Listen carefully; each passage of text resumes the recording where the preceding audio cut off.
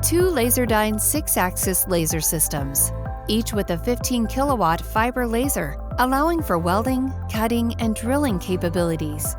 The open architecture of our larger 795XS machine allows us to process parts much larger than the 40 by 40 by 40 inch travel with an 18-inch rotary table without compromising accuracy. The rotary table and dual rotary beam director provide access to the most challenging geometries our customers bring to us, with the 900 degrees continuous motion in C-axis and 300 degrees continuous motion in D-axis. Our Laserdyne 430's small footprint, enclosed workspace, and 8-inch high-speed rotary table allows us to process smaller parts quickly and efficiently without compromising the high quality our customers expect.